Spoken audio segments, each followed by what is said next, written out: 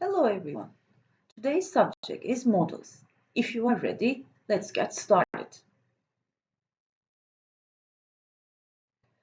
Modal verbs are helping verbs. We use modals to modify the meaning of the main verb in a sentence. The first modal we will mention is can. We use can or be able to express ability for requests and asking permission and talking about possibility. Please look at the table and the examples.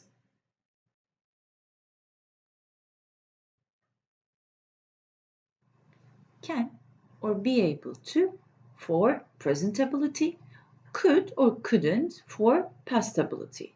Let's have a look at the examples. Can you swim? Yes, I can. So can is for the ability. Can you surf too? No, I can't. Can't for lack of ability. I won't be able to go to the party.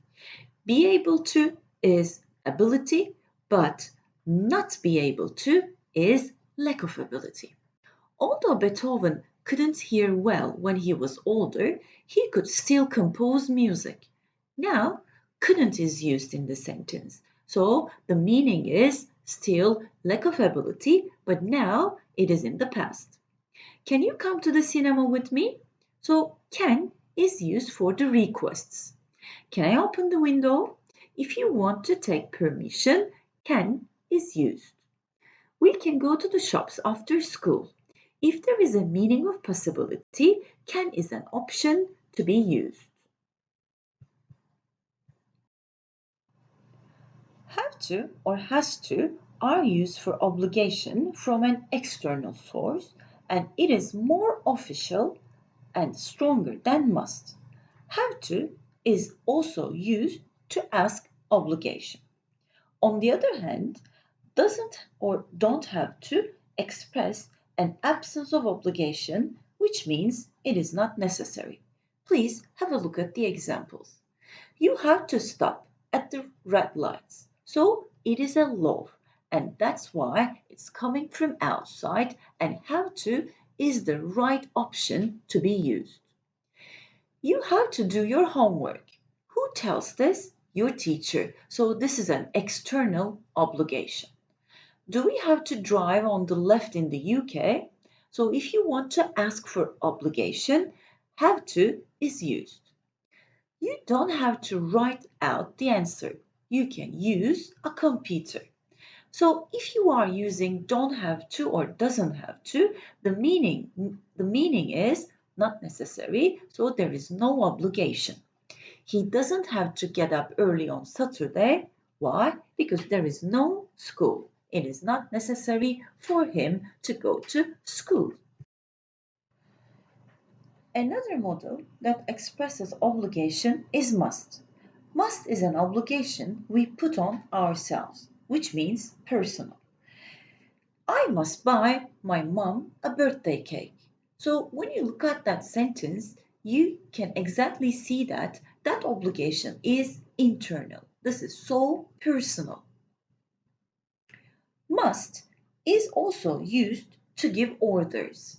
You must finish your homework now. So this is an example of an order. Must is also used for strong recommendation. For example, you must see that film, it's brilliant.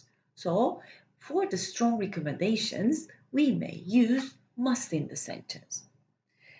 And if something is certain or true, must is used in the sentence. John must be here. Look, his coat is on the chair. So, once again, must expresses obligation imposed by the speaker, whereas have to expresses external obligation. And have to is more formal and stronger than must. Let's talk about mustn't now. Mustn't expresses prohibition. Look at that two examples. You mustn't talk in the library, or you mustn't eat or drink in the auditorium. So both two actions are prohibited. We also use mustn't when we want to say that it is necessary you don't do something. For example, I mustn't be late for the interview or I won't get the job.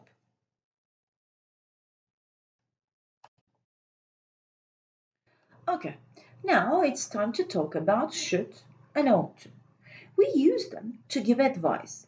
Their meanings are same, but should is more common.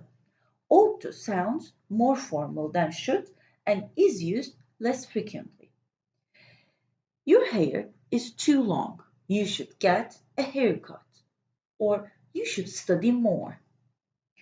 We use shouldn't to advise not to do something, usually because it is bad or wrong.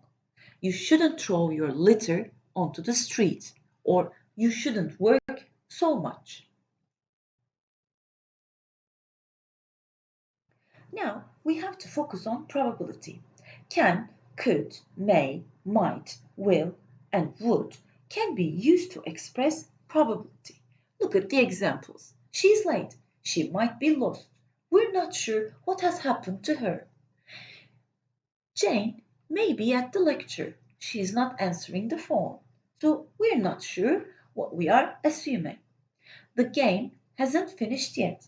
They could still be at the stadium. Are we sure about it? No, we are only assuming. The last point is expressing impossibility. Can't is the suitable model when we are sure that something is not the case. Look at the two examples. That can't be John's coat. It is too big for him. So we know for sure that that coat doesn't belong to John. That lady over there can't be Alison. She is in Paris now. So we are so sure that Alison is not in the town. She is in Paris. I hope you got the models and their usages. Meet you in another video.